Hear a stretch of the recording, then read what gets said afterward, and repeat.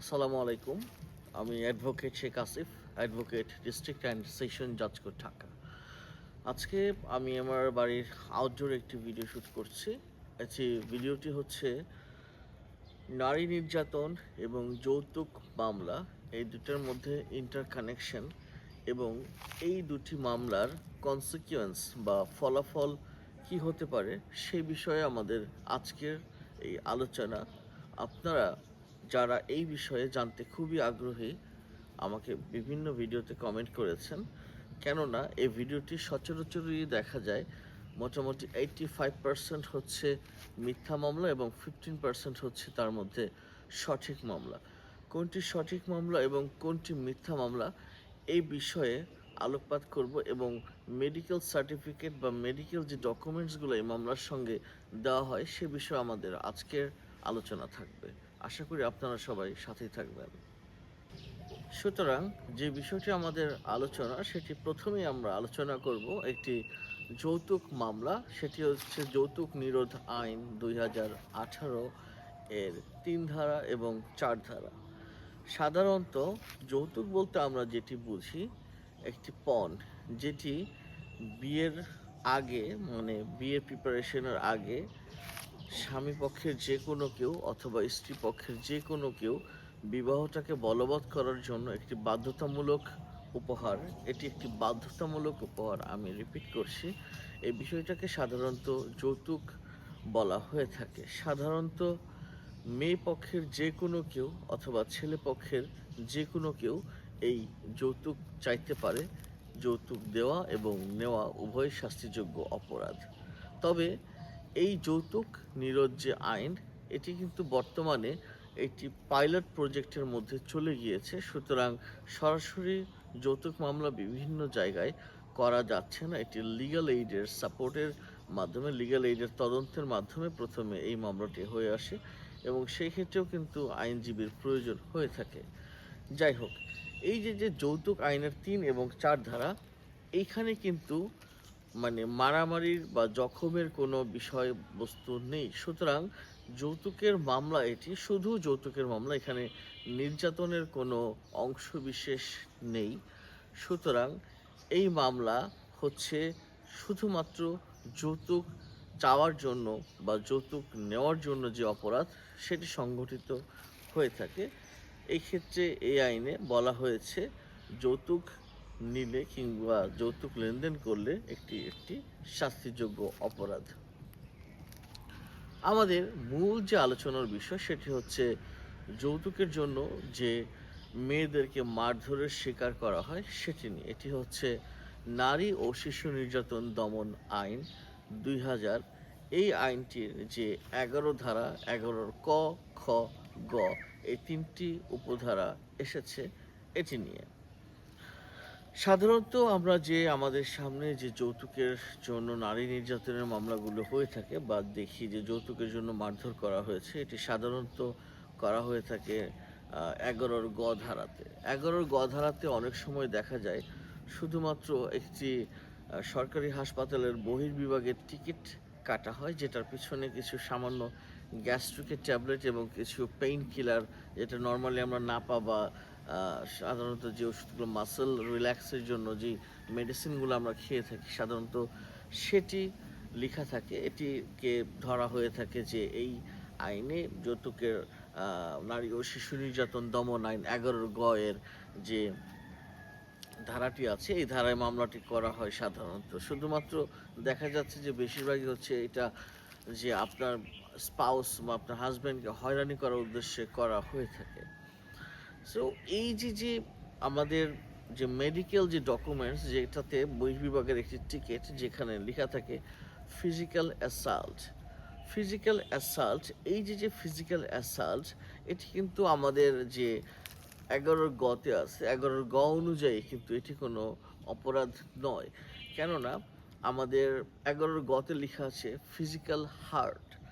Heart এই definition দেওয়া আছে দ্য পেনাল কোড অ্যাক্টের 319 ধারায়। আর যে ফিজিক্যাল অ্যাসাল্ট, এটি ডেফিনেশন দেওয়া আছে দ্য পেনাল কোড অ্যাক্টের 351 ধারায়।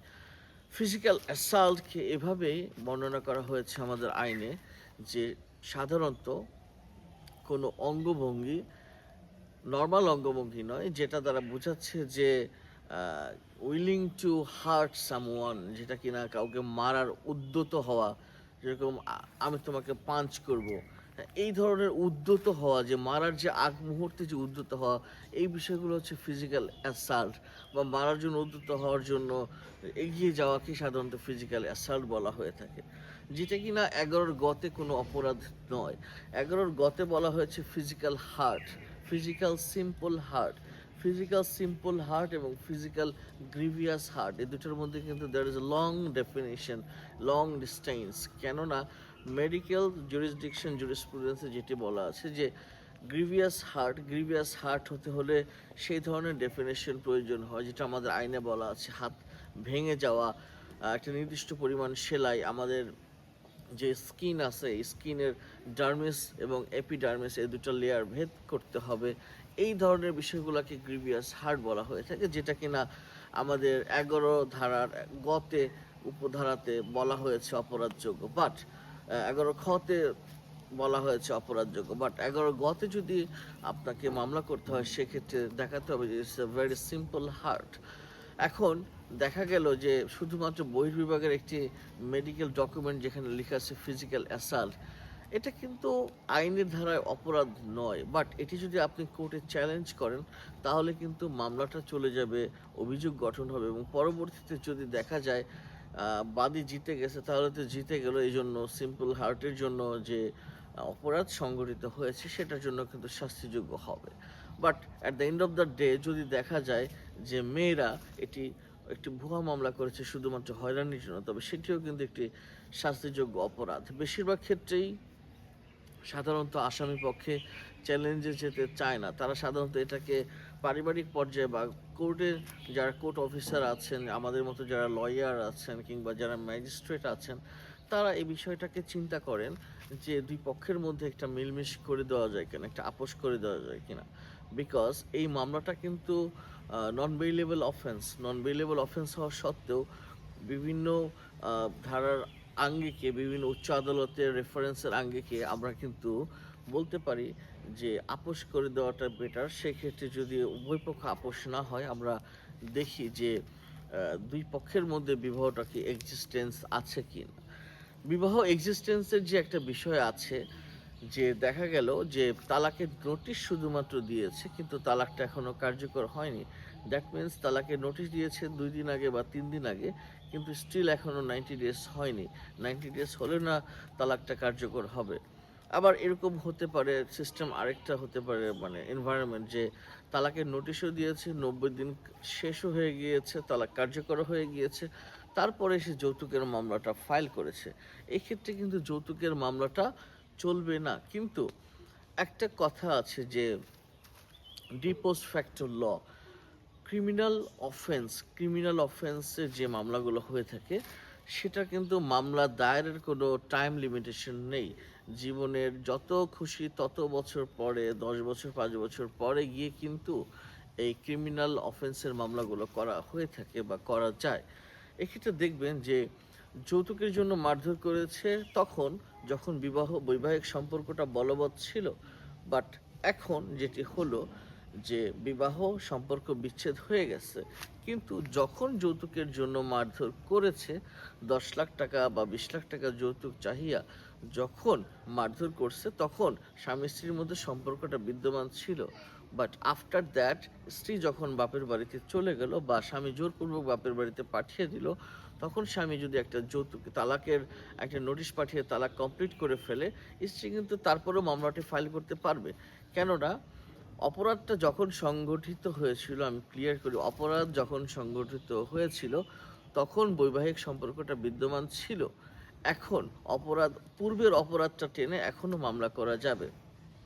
এখন স্বামী যদি এক্ষেত্রে বারবারও যদি তার লয়ার যদি বলে যে হ্যাঁ ঠিক আছে এখন তো বৈবাহিক সম্পর্ক বিদ্যমান নেই, সেক্ষেত্রে কিন্তু আপনি বলতে পারেন বা কোর্ট সেক্ষেত্রে অ্যাজিউমশনে নিতে পারে যে ঠিক আছে, যখন অপরাধটা সংগঠন হয়েছিল তখন তো তাদের মধ্যে বৈবাহিক সম্পর্ক বিদ্যমান ছিল, সুতরাং ওই অবস্থাকে টেনে এনে কিন্তু এখনও মামলা করলে সেই মামলা এখন ইভেন চার্জ গঠন হবে, সাক্ষী হবে, জেরা হবে, যুক্তিতর্ক হবে, ইভেন সাজা পর্যন্তও যেতে পারে।